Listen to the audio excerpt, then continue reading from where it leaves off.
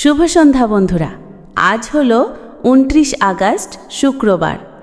আজকের সমগ্র আসাম তথা বরাক উপত্যকার গুরুত্বপূর্ণ সংবাদগুলি হল: চুড়াইবাড়ি পুলিশের হাতে জব্দ 3 লক্ষাধিক টাকার শুকনো গাঁজা, ধৃত অসমের লরি চালক।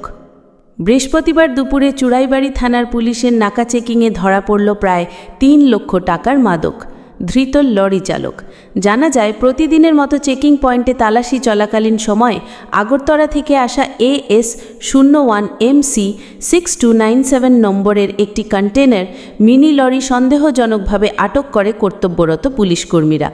পরে গাড়িটিতে তল্লাশি চালালে ট্রান্সপোর্ট এবং রিটার্ন সামগ্রীর আড়ালে লুকানো মোট 10টি প্যাকেট 26 কেজি 200 গ্রাম শুকনো গাঁজা উদ্ধার করতে সক্ষম হয় চুড়াইবাড়ি থানার পুলিশ। পরে ডিএসপি দেববর্মা ও ফরেন্সিক বিভাগের আধিকারিক NK রিয়াংয়ের উপস্থিতিতে পুলিশি প্রক্রিয়া সম্পন্ন করে উদ্ধারকৃত গাঁজাগুলি সিজ করা হয়। সাথে লরি চালক শফিউর রহমান পিতা তালুকদার সর্দারকে আটক করা হয়েছে। জানা যায়, ধৃত চালকের বাড়ি অসমের গোয়ালপাড়া জেলার বলদমারি চর এলাকায়। গাড়িটি আগরতলা থেকে শিলচর যাবার উদ্দেশ্যে আসছিল বলে জানিয়েছে পুলিশ। তাছাড়া জব্দকৃত গাঁজাগুলির বাজার মূল্য আনুমানিক 3 লক্ষ টাকার মতো হবে। ধৃতের বিরুদ্ধে সুনির্দিষ্ট NDPS ধারায় মামলা রুজু করে তদন্ত অব্যাহত রাখা হয়েছে বলে জানান অতিরিক্ত পুলিশ সুপার কমল দেববর্মা। তবে চুড়াইবাড়ি থানার নগাঁও ওসি দেবব্রত বিশ্বাস দায়িত্বভার গ্রহণ করার পর কম পরিমাণে হলেও নেশা বিরোধী অভিযানে এই প্রথম সাফল্য তার। আজকের দ্বিতীয় খবর: গুয়াহাটিতে ভয়াবহ কৃত্রিম বন্যায় নাকাল জনগণ, জলের তোড়ে ভেসে গেল যুবক। ফের ভয়াবহ কৃত্রিম বন্যা গুয়াহাটি মহানগরে। বৃহস্পতিবার দুপুরে 1.5 ঘণ্টা টানা মুষলধারে বৃষ্টিতে মহানগরের অধিকাংশ এলাকায় ভয়াবহ কৃত্রিম বন্যার মুখে পড়তে হয় জনগণকে। 15 মাইল এলাকায় জলের তোড়ে রোহিতাস চৌধুরী নামে 24 বছরের এক যুবক ভেসে যায়। এখনও পর্যন্ত রোহিতাসের কোনো সন্ধান পাওয়া যায়নি। 24 ঘণ্টা আগে জেয়ারাবাদ এলাকায় কৃত্রিম বন্যার জলে ভেসে দুর্গা শর্মা নামে 50 বছরের এক ব্যক্তির মৃত্যু হয়েছিল। ঠিক এমনই এক পরিস্থিতিতে আবহাওয়া দপ্তরের পূর্বাভাস আরও চিন্তায় ফেলে দিয়েছে জনগণকে। জলমগ্ন গুয়াহাটি মহানগর সড়ক। আবহাওয়া দপ্তরের তরফে বলা হয়েছে, আগামী 24 ঘণ্টায় মহানগরে বজ্রপাতের সঙ্গে 6 সেন্টিমিটার পর্যন্ত বৃষ্টিপাতের সম্ভাবনা রয়েছে। যদি আবহাওয়া দপ্তরের পূর্বাভাস মিলে যায়, তাহলে শুক্রবার মহানগরের অধিকাংশ এলাকা যে জলে ভাসবে তা নিয়ে কোনো সন্দেহ নেই। এদিন দুপুর 2টা নাগাদ প্রথমে হালকা বৃষ্টি শুরু হয়। কিছুক্ষণ পর শুরু হয় মুষলধারে বৃষ্টি। টানা 1 ঘণ্টার বেশি মুষলধারে বৃষ্টি হয়, আর এতেই মহানগরের অধিকাংশ এলাকা জলে ভাসতে থাকে। হাতিগাঁও, রুক্মিণীগাঁও, কুহিলিপাড়া, বেলতলা, থানাপাড়া, 6 মাইল, 15 মাইল, চানমারি, নারেঙ্গি, অনিলনগর, নবীননগর, পল্টন বাজার, মালিগাঁও, ভরলু, পানবাজার সহ মহানগরের অধিকাংশ এলাকার রাস্তা হাঁটু জলে ডুবেছিল। জোড়াবাট এবং জাতীয় সড়কের বিভিন্ন এলাকার ছিল কোমর পর্যন্ত জল। সব মিলিয়ে জলে একাকার হয়ে পড়ায় মহানগরের অধিকাংশ এলাকায় সৃষ্টি হয় হাহাকার পরিবেশের।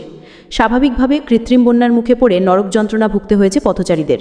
মাঝ রাস্তায় হাঁটু জলে অনেকের যানবাহন অচল হয়ে যাওয়ায় তাদের দুর্ভোগের সীমা ছিল না। জাতীয় সড়কেও বেশ কিছু সময়ের জন্য গাড়ি চলাচল বন্ধ ছিল।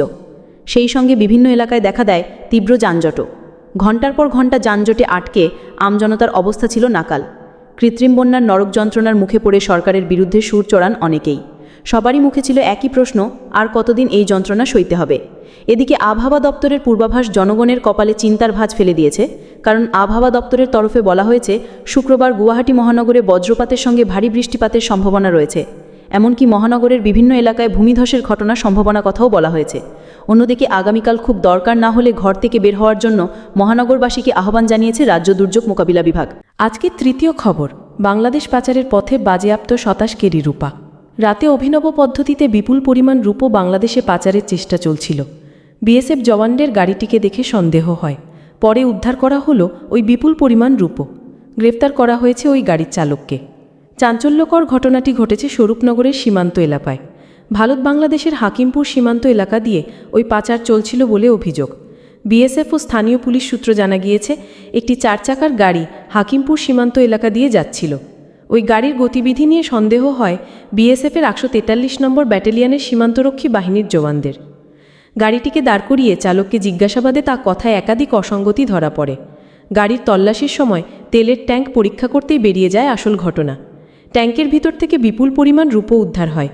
মোট 27 কেজি 372 গ্রাম রূপো উদ্ধার হয়েছে বলে খবর। ওই রূপোর বাজার মূল্য 27 লক্ষ টাকার বেশি। এরপরে বিএসএফের জেরায় ওই পাচারকারী স্বীকার করে ওই রূপো বাংলাদেশে পাচারের উদ্দেশ্য ছিল। সীমান্ত পার করার জন্য তেলের ট্যাঙ্কের মধ্যেই গয়না নিয়ে যাওয়া হচ্ছিল। উদ্ধার হওয়া গাড়ি ও রূপো পাচারকারীকে তেঁতুলিয়া শুল্ক দপ্তরের হাতে তুলে দেওয়া হয়েছে। এই ছিল আজকের বিস্তারিত সংবাদ।